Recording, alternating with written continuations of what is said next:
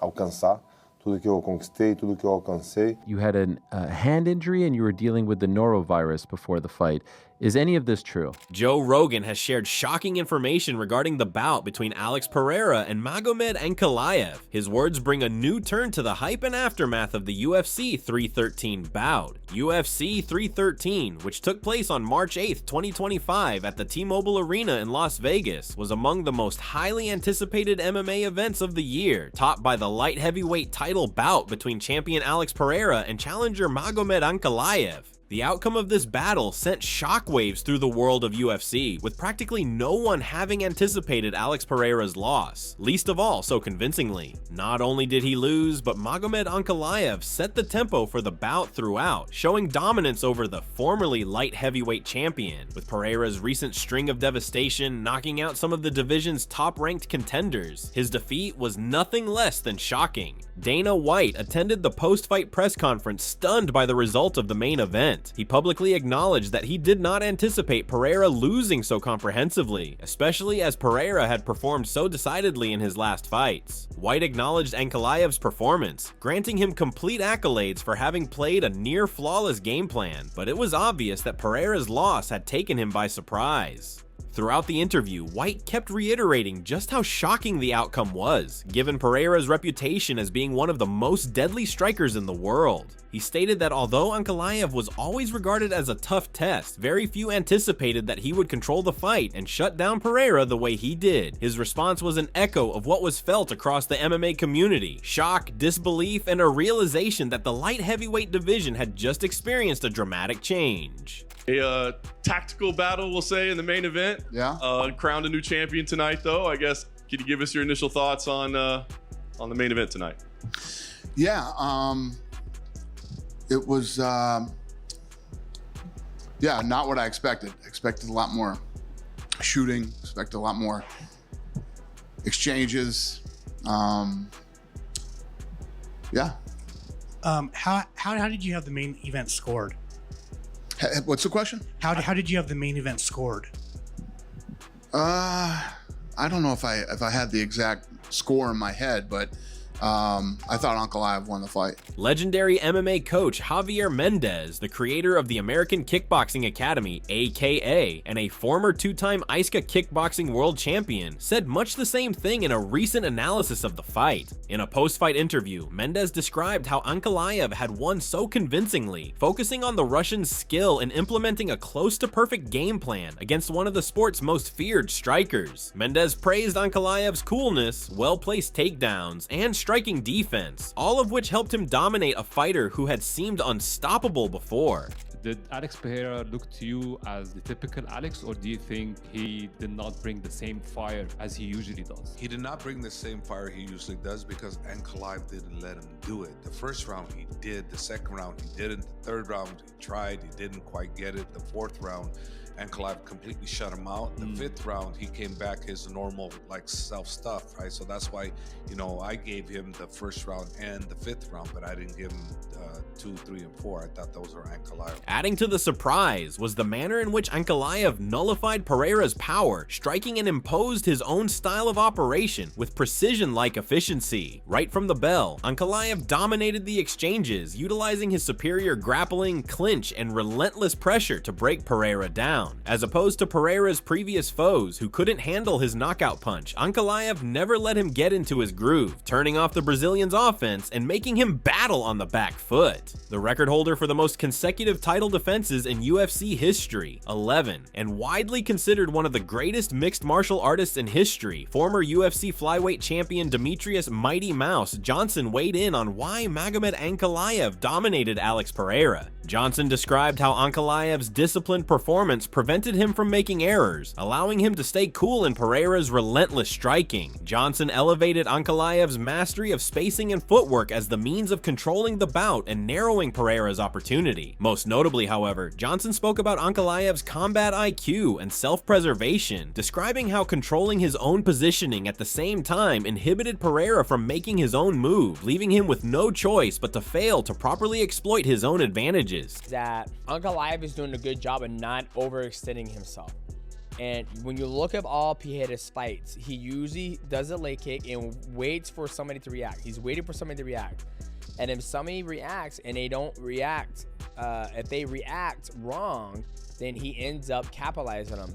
But once Pereira's getting close, this is the thing that Ankalaev's done better than all the rest of the guys that Alex Pereira has fought. He gets super close before he starts firing. Daniel Cormier, former 2-division UFC champion, has held titles in both light heavyweight and heavyweight divisions and is renowned for his exceptional wrestling and fight IQ. Now a much respected commentator and analyst, the veteran viewed this fight as an obvious demonstration of how Pereira falters when pushed back. Tonight proved he's just not that good when he has to back up, Cormier said. Khabib Nurmagomedov, who is highly regarded for his grappling prowess and his impeccable 29-0 record, did not mince words when speaking about Alex Pereira's defeat at the hands of Magomed Ankalaev. During a recent interview, Khabib flatly dismissed Pereira as a top-level fighter, mocking his failure to handle a good wrestler. His words spread quickly on social media, with analysts and fans weighing in on whether his criticism was warranted or harsh. Some shared Khabib's honesty, while others were of the opinion that he was disrespecting Pereira's accomplishment. Whatever, Khabib's remarks set off debates anew about the necessity of wrestling in MMA, and if striking specialists like Pereira are able to truly dominate without the well-rounded abilities. Ankalaev clearly won that fight. He controlled him for all 5 rounds with his pressure and his controlling on cage.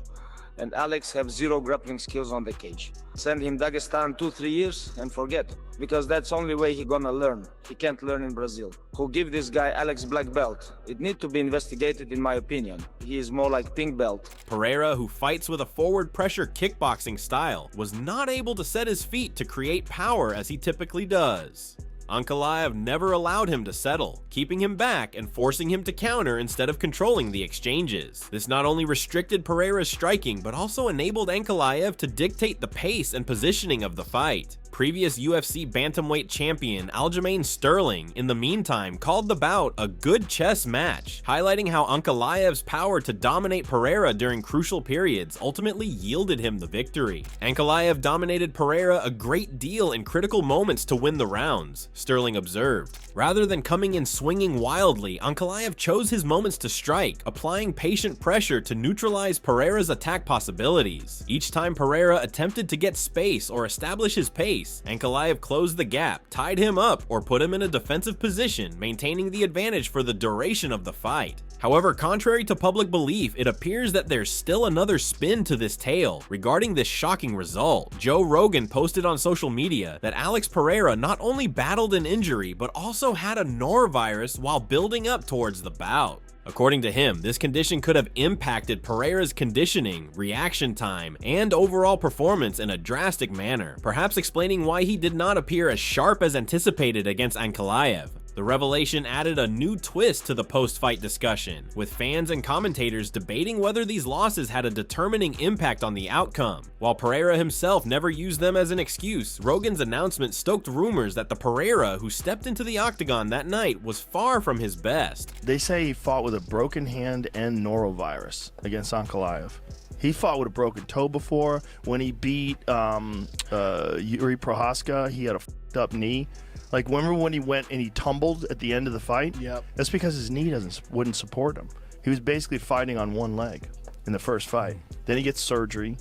I guess it's probably meniscus because he came back pretty quick. Former UFC middleweight champion Michael Bisping was of a different opinion, rebuffing the notion that Pereira's injury was the prime factor in the bout. During his analysis of the fight, Bisping mentioned the number of punches thrown by Pereira during the fight, claiming that if the injury was as bad as purported, it would have greatly impacted his production. He also pointed out some factors that left him in doubt, such as the way adrenaline works during a fight, often numbing pain and enabling fighters to overcome physical constraints. As Bisping saw it, if Pereira was indeed compromised, it did not show in his movement within the octagon, another twist on the controversy. Now, by the way, he did throw 76 punches. With the power that Pereira has, I don't think there was too much of an issue. Maybe it was a little sore leading up to the fight, but as I said, with the adrenaline, You don't really feel those things. During an interview with the MMA Hour, hosted by Ariel Helwani, Pereira made it perfectly clear that he did not aim to make any excuses, but explained that he considered his injury merited recognition. He remained characteristically calm and professional, elaborating that as much as he trained around the issue and decided to compete anyhow, it surely must have left its mark. Regardless, Pereira fully credited Ankalaev with the win, reinforcing his warrior spirit while quietly implying that fans did not get to see him at 100% that evening. Pereira's warrior mentality remained intact as he did not make excuses or ask for sympathy, focusing instead on moving forward and improving for his next challenge.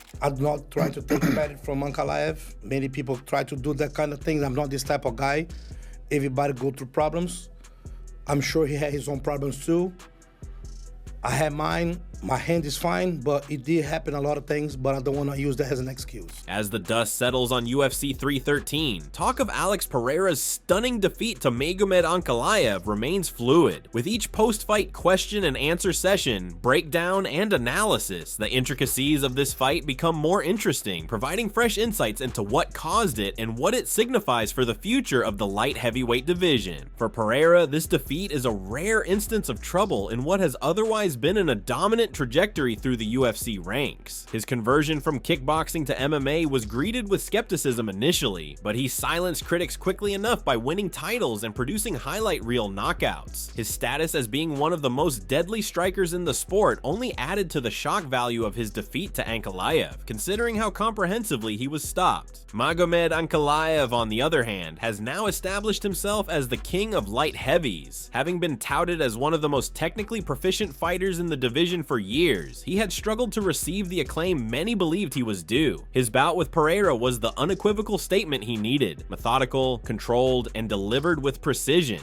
The debate on Pereira's pre-fight health has definitely added another dimension to this story. Injuries and ailments are an integral part of the sport, but how much they do or do not impact performance will be different in each case. Some of the fighters have been able to overcome serious setbacks, while others have had their performances seriously hampered. Pereira's response to the situation has been impressive. Instead of making excuses, he admitted the injury while still showing respect for Ankalaev's win. Whether or not his ailment was a factor in the decision remains to be seen, but ultimately, the record books will reflect this as a loss, and Pereira will be forced to go on accordingly. The reaction from fellow combatants, analysts, and commentators has been just as interesting. Perhaps the biggest take from this fight is how stylistic matchups are crucial in MMA. Over the course of Pereira's UFC career, his stand-up was always the deciding element of his wins.